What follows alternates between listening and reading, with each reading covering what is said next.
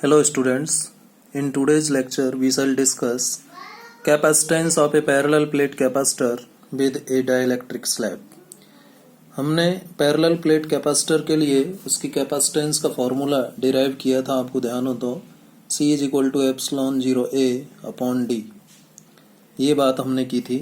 इसके बाद में सीरीज एंड पैरेलल कॉम्बिनेशन की भी बात की, electrical energy stored bye capacitor वो भी डिराइव किया। तो ये कैपेसिटेंस होता है पैरेलल प्लेट कैपेसिटर का जब उस कैपेसिटर की दोनों प्लेट के बीच में एयर होता है, ठीक है। C is equal to epsilon 0A upon d. लेकिन अब हम कुछ चेंज करेंगे। यदि दोनों प्लेट के बीच के मीडियम को एक डाइलेक्ट्रिक स्लैब से भर दिया जाए, डाइलेक्ट्रिक मटेरियल से भर दिया जाए पूरी तरह, या कुछ पर्टिकुलर क्षेत्र को डाइलेक्ट्रिक मटेरियल से भर दिया जाए, तो उस कैपेसिटर की कैपेसिटेंस में क्या बदलाव आएगा, बढ़ जाएगी या घट जाएगी, वेदर इट विल इंक्रीज और decrease, we want to check it. What is our aim today? Our aim is to determine or to know the change in capacitance of a parallel plate capacitor when we place a dielectric material between the plates of a parallel plate capacitor. So first assume a parallel plate capacitor. We assume a parallel plate capacitor. Consider that this is the parallel plate capacitor and this is the plate 1 and this is the plate 2. The distance between these two plates is small d. Area of cross section of the plates is capital A, and first plate is positively charged. We charged it positively with the help of a battery, we know it very well, and negative charge induces on second plate. So because of this induction of negative charge on second plate, there is the development of electric field between the plates of this parallel plate capacitor. This electric field is directed from positive to negative, right? यहाँ एक electric field develop होगा जो कि positive से negative की तरफ directed होगा, और इस इलेक्ट्रिक फील्ड को हम एक्सटर्नल इलेक्ट्रिक फील्ड या E0 से रिप्रेजेंट करते हैं, एक्सटर्नल इलेक्ट्रिक फील्ड कहते हैं, and it would be sigma upon epsilon 0। ये बात हम ऑलरेडी कर चुके हैं। फर्स्ट चैप्टर में भी गॉस थ्योरम की एप्लीकेशन में हमने बात की थी। दो थिन प्लेट्स को पैरेलल रखा था, तो प्लेट्स के बीच में जो इलेक्ट्रिक फील्ड था वो सिग्मा अपॉन एप्सिलॉन 0 था। प्लेट्स के बाहर यहाँ पर इलेक्ट्रिक फील्ड 0 था और यहाँ भी इलेक्ट्रिक फील्ड 0 था, लेकिन प्लेट्स के बीच में इलेक्ट्रिक फील्ड 0 ना आकर के क्या आया था, सिग्मा अपॉन एप्सिलॉन 0। तो इतना इलेक्ट्रिक फील्ड है। जब इन दोनों प्लेट्स के बीच में क्या भरा हुआ है, एयर है। कौन सा मीडियम है, एयर है। एयर कहो या फिर वैक्यूम आप कह सकते हो, वैक्यूम के केस में। तो कितना रिलेशन आ रहा था कैपेसिटेंस का, C is equal to epsilon 0A upon d. तो हम लिखते हैं assume a parallel plate capacitor, a parallel plate capacitor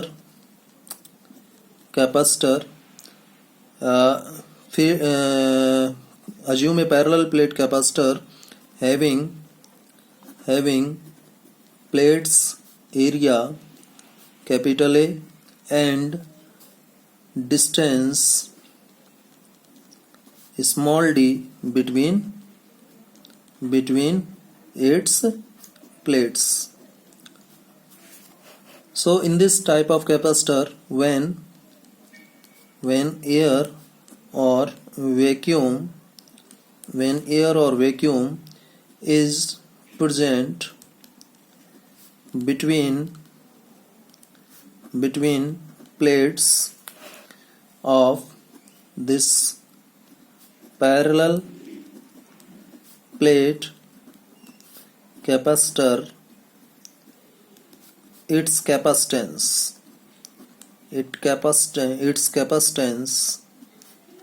may be written as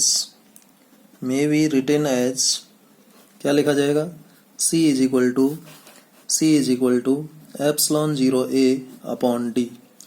ये कैपेसिटेंस होगा जब प्लेट्स के बीच का मीडियम एयर और वैक्यूम से फिल्ड है, ठीक है।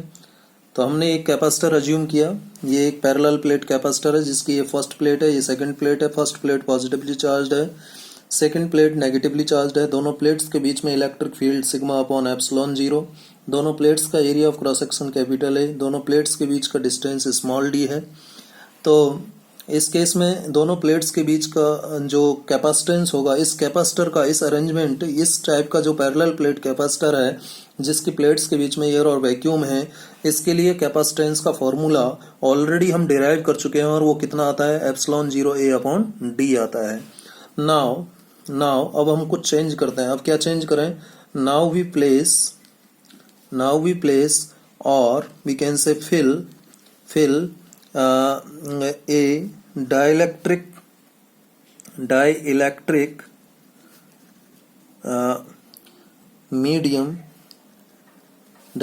medium or we can say dielectric slab between, कहाँ पर हम क्या करें, बी प्लेस मतलब रखते हैं या फिर फिल भरते हैं, किसको, स्पेस जो है दोनों प्लेट्स के बीच का जो स्पेस है, यदि उसमें हम एक डाइलेक्ट्रिक स्लैब रख दें या डाइलेक्ट्रिक मटेरियल या डाइलेक्ट्रिक मीडियम भर दें तो क्या होगा? नाउ वी प्लेस और फिल ए डाइलेक्ट्रिक मीडियम और dielectric slab between plates of this parallel plate capacitor as shown in the figure given below। लीजिए, ये पैरेलल प्लेट कैपेसिटर था हमारा, पैरेलल प्लेट कैपेसिटर। इस पैरेलल प्लेट कैपेसिटर की ये plate 1, ये प्लेट 2, ये पॉजिटिवली चार्ज प्लेट थी और यह नेगेटिव चार्ज इंड्यूस हो गया था। ठीक है, इलेक्ट्रिक फील्ड डेवलप हुआ E0। अब मैं क्या करता हूँ, इन दोनों प्लेट्स के बीच का डिस्टेंस हम ऑलरेडी मान रहे हैं, कितना है, distance between the plates of this parallel plate capacitor is small D, plates का एरिया कैपिटल ए है।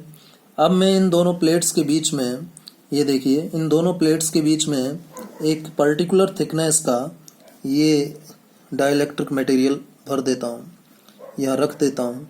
Thickness of the dielectric material is small T. ठीक है, ये एक डाइलेक्ट्रिक मटेरियल है जो मैंने इस पैरेलल प्लेट कैपेसिटर की प्लेट्स के बीच में रख दिया है। ठीक है, किस थिकनेस का है? स्मॉल टी थिकनेस का है। और हम जानते हैं, देखिए, ये डाइलेक्ट्रिक मीडियम मटेरियल या स्लैब हमने कहाँ रखा है, ऐसी जगह पर रखा है, यानी प्लेट्स के बीच में रखा है। और इन प्लेट्स के बीच में ऑलरेडी क्या प्रेजेंट है, एक्सटर्नल फील्ड प्रेजेंट है, कितना, E0। इस यहाँ भी प्रेजेंट है, यहाँ भी E0 होगा और यहाँ भी E0 होगा। अब जब इन प्रेजेंस ऑफ इलेक्ट्रिक फील्ड किसी डाइलेक्ट्रिक मटेरियल को रखते हैं तो क्या होता है, ये बात हम ऑलरेडी डिस्कस कर चुके हैं डाइलेक्ट्रिक पोलराइजेशन में। क्या होगा, when we place a dielectric material in presence of external electric field, it's polarization will take place. Dielectric material का पोलराइजेशन होगा, यानी इसका जो पॉजिटिव और नेगेटिव चार्ज डिस्ट्रीब्यूशन सेंटर है इस डाइलेक्ट्रिक मटेरियल का, वो एक दूसरे से दूर हो जाएगा, स्ट्रेच हो जाएगा। ठीक है, तो कैसे स्ट्रेच होगा, जो पोर्शन डाइलेक्ट्रिक मटेरियल का पॉजिटिवली चार्ज प्लेट की तरफ है उस तरफ नेगेटिव चार्ज इंड्यूस हो जाएगा, ये नेगेटिव चार्ज इंड्यूस हो गया डाइलेक्ट्रिक मटेरियल में। और जो पोर्शन डाइलेक्ट्रिक मटेरियल का नेगेटिवली चार्ज प्लेट की तरफ है उस तरफ पॉजिटिव चार्ज इंड्यूस हो जाएगा। इस तरीके से पॉजिटिव और नेगेटिव चार्ज डिस्ट्रीब्यूशन सेंटर्स अलग अलग हो जाएंगे डाइलेक्ट्रिक मटेरियल के, और यहाँ पर एक इलेक्ट्रिक डाइपोल मूवमेंट डेवलप हो जाएगा। तो देखिए, बाहर जो प्लेट्स के बीच में इलेक्ट्रिक फील्ड था E0, उसका डायरेक्शन ये था, ये this was the direction of E0। Clear.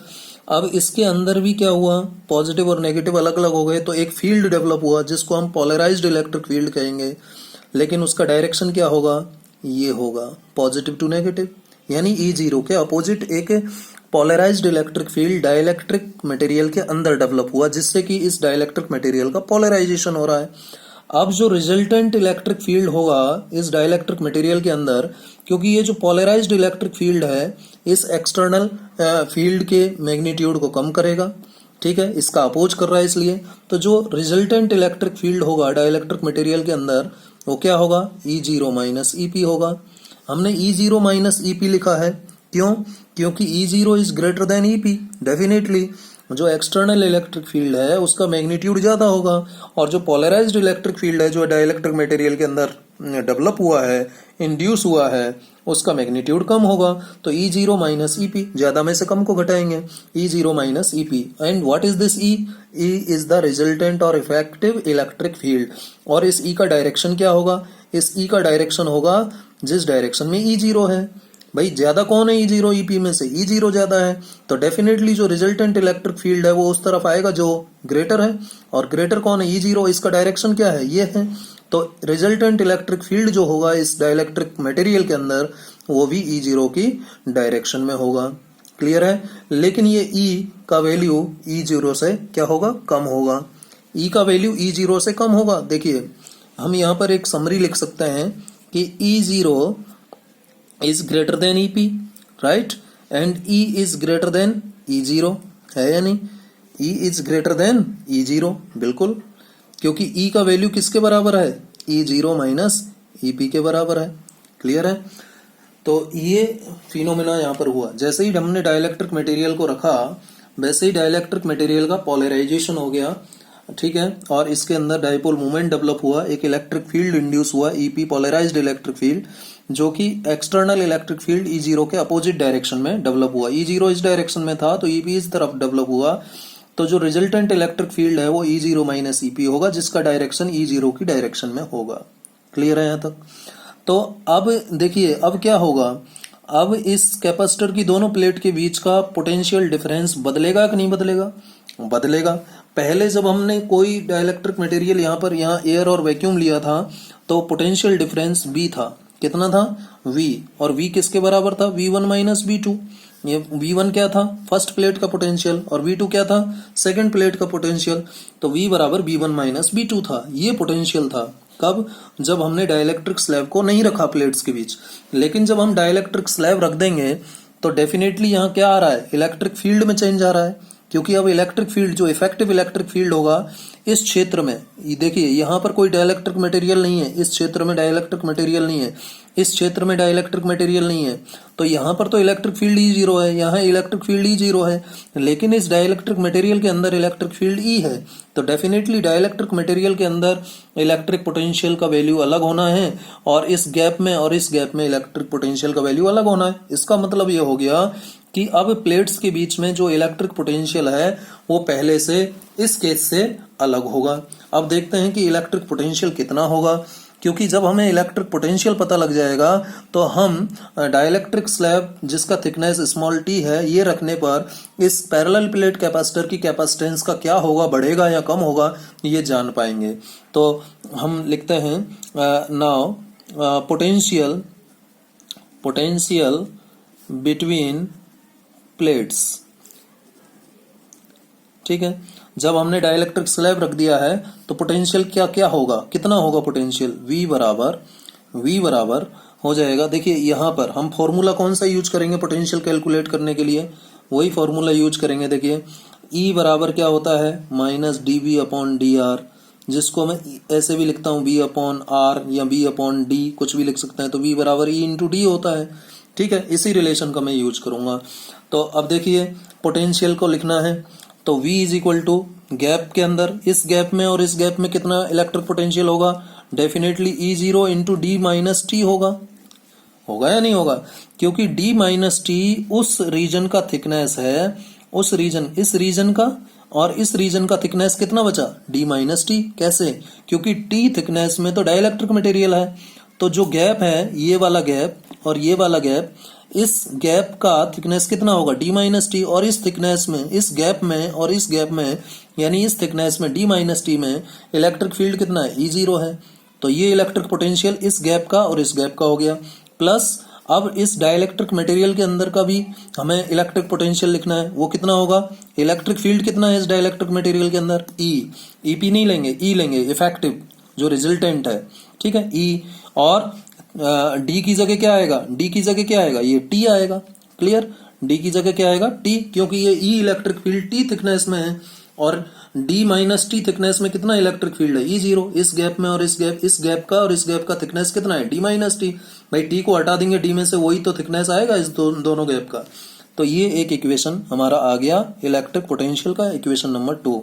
अब यहाँ पर देखिए हमें देखिए हमने एक रिलेशन पढ़ा था E0 upon E is equal to K, पढ़ा था। डाइलेक्ट्रिक पोलराइजेशन की जब बात की थी तो E0 अपॉन E का वैल्यू हमने K के बराबर लिखा था, ठीक है। तो यहां से मैं E का वैल्यू क्या लिखूंगा, E0 अपॉन K लिखूंगा, ठीक है। देयरफॉर V क्या हो जाएगा, E0 d minus T plus E0 upon के, E का वैल्यू रख दिया इंटू टी। K क्या है यहाँ पर, डाइलेक्ट्रिक कांस्टेंट है। इसको मैंने इक्वेशन, अभी चलिए इक्वेशन नहीं मानते हैं इसको, क्योंकि इसको और सॉल्व किया जा सकता है। सॉल्व कर लेते हैं, तो इसको सॉल्व करें। V0 ब्रैकेट ओपन करें, यहीं पे कर लेते हैं। तो V का वैल्यू क्या आया, E0 क्या आ रहा है, कॉमन आ रहा है, E0 कॉमन आ रहा है। तो यहाँ बचा d माइनस टी बचा, प्लस यहाँ से E0 कॉमन लिया तो t अपॉन के बचा यहाँ, ठीक है। ये आया। अब इसको और सॉल्व किया जा सकता है, चाहे तो और सॉल्व कर लें, या फिर चलिए और सॉल्व कर लेते हैं। V इज इक्वल टू क्या आया हमारा, V इज इक्वल टू आया, V is equal to E0 हमने कॉमन ले लिया, और एक जगह बचा आपका d माइनस टी, इस ब्रैकेट को लगाइए, d माइनस टी, और उधर बचा था t अपॉन के, यही आया था, चेक कर लो एक बार, यही था d minus T plus T upon के, यही स्टेप मैंने दोबारा लिख दिया। चलिए अब इसको सॉल्व करते हैं। इसमें और क्या किया जा सकता है, और v is equal to E0, ठीक है। अब यहाँ पर देखिए d, अब इसमें और इसमें t कॉमन आ रहा है, तो इसको मैं ऐसे लिख सकता हूँ कि प्लस टी 1 अपॉन के माइनस 1 लिखा जा सकता है ना। भाई इन दोनों में से t कॉमन लिया तो 1 अपॉन के ये और माइनस 1 ये, ठीक है। ये इक्वेशन नंबर, अब डाल दीजिए इसको इक्वेशन नंबर हम बोल देते हैं 3, ठीक है। अब लेकिन हमें पोटेंशियल नहीं चाहिए, हमें क्या चाहिए, हमें चाहिए capacitance. Therefore capacitance of parallel plate capacitor with a dielectric slab और मटेरियल, डाइलेक्ट्रिक स्लैब बोलो या फिर मटेरियल बोलो, ठीक है। कितना हो जाएगा, C कितना था, जब डाइलेक्ट्रिक मटेरियल नहीं रखा था तो एप्सिलॉन 0 A अपॉन D था, लेकिन अब कितना होगा, अब हो जाएगा आपका Q अपॉन B, ठीक है। अब यहाँ पर हम क्या करें, V की वैल्यू रखें, V की वैल्यू क्या है, E0 D plus T 1 upon के माइनस 1, यही तो होगा। मैंने सिंपली V का वैल्यू रख दिया। अब देखिए आप सब जानते हैं कि E0 का वैल्यू क्या है, सिग्मा अपॉन एप्सिलॉन 0 है या नहीं। अब इसको सिग्मा क्या है, सरफेस चार्ज डेंसिटी है। सरफेस चार्ज डेंसिटी को हम क्या लिखते हैं, Q अपॉन ए। तो ये इक्वेशन ऐसे भी तो लिखा जा सकता है, E0 is equal to Q upon epsilon 0 A. तो इस वैल्यू को यहाँ पर रखें। देयरफॉर C बराबर क्या आ जाएगा, Q अपॉन और इसकी जगह रखा Q अपॉन एप्सिलॉन 0 ए और D प्लस टी 1 अपॉन के माइनस 1, ठीक है। अब इसको और सॉल्व कर लेते हैं। यहीं पर Q से Q कैंसिल हो गया, एप्सिलॉन 0 ए ऊपर चला जाएगा, C is equal to epsilon 0 A ऊपर चला गया। और नीचे में क्या करता हूँ, D को बाहर ले लेता हूँ। D को मैंने बाहर लिया ब्रैकेट से, तो 1 प्लस टी अपॉन डी हो जाएगा यहाँ, और 1 अपॉन के माइनस 1। मैंने क्या किया है, यहाँ से D कॉमन लिया है, ठीक है। अब ये एप्सिलॉन 0 ए अपॉन डी, ये तो इनिशियल कैपेसिटेंस था, ठीक है। अब ये जो मैं कैपेसिटेंस लिख रहा हूँ डाइलेक्ट्रिक स्लैब रखने के बाद में, इसको मैं C डैश मान लेता हूँ, चलो ठीक है, C डैश मान रहा हूँ। अब ये एप्सिलॉन 0 ए अपॉन डी क्या था, ये तो इनिशियल कैपेसिटेंस था, ठीक है, जब तक डाइलेक्ट्रिक स्लैब नहीं रखा था। सी डैश क्या हो जाएगा, एप्सिलॉन 0 ए अपॉन डी की जगह क्या रखूंगा मैं, सी रखूंगा, upon 1 plus T upon D 1 upon के माइनस 1, ये आ जाएगा या नहीं, ठीक है, ये आ गया। अब देखिए तो कैपेसिटेंस का क्या हो रहा है, यहाँ पर कैपेसिटेंस का हो क्या रहा है, ये पार्ट क्या हो रहा है, डिक्रीज हो रहा है, तो कैपेसिटेंस क्या हो जाएगी, बढ़ जाएगी। सो ऑन प्लेसिंग ऑन, ये कैपेसिटेंस आ गया हमारा जब डाइलेक्ट्रिक स्लैब थिकनेस टी का हम प्लेट्स के बीच में रख देते हैं, तो उस समय का ये क्या आ गया, हमारा कैपेसिटेंस आ गया। अब ये कैपेसिटेंस क्या हो रहा है, लिख सकते हैं ऑन प्लेसिंग, देखिए ये कम हो रहा है, ठीक है, तो ये बढ़ेगा। On placing dielectric slab of thickness small t between plates of a parallel plate capacitor, its capacitance will increase, capacitance बढ़ जाएगी, ठीक है। अब स्पेशल केस लेता हूं मैं, स्पेशल केस और क्लियर हो जाएगा ये। If T is equal to d, T is equal to d मतलब क्या है इसका, दैट इज होल प्लेस, पूरा जगह, किसका पूरा जगह, between plates of parallel plate capacitor is filled with dielectric material of dielectric constant कितना कांस्टेंट है डाइलेक्ट्रिक कांस्टेंट, के, ठीक है। तो क्या होगा, T is equal to d रखो इस फॉर्मूले में, T is equal to d रखो इस फॉर्मूले में, तो C dash would be equal to C upon 1 plus ये D अपॉन डी हो जाएगा, T is equal to d है, 1 अपॉन के माइनस 1, सॉल्व करूं तो C dash is equal to C upon 1 plus D से D कैंसिल हुआ, 1 upon के माइनस 1, 1 से 1 कैंसिल हुआ, आ गया कितना, C dash is equal to C upon 1 upon K, इसका मतलब C dash is equal to K into C, यानी जिस डाइलेक्ट्रिक कांस्टेंट का कैपेसिटेंस और मटेरियल आपने प्लेट के बीच में रखा है उतना डाइलेक्ट्रिक कांस्टेंट उतना टाइम्स कैपेसिटेंस बढ़ जाएगा, ठीक है। It means if we place a dielectric material of dielectric constant K between plates of a parallel plate capacitor, its capacitance will increase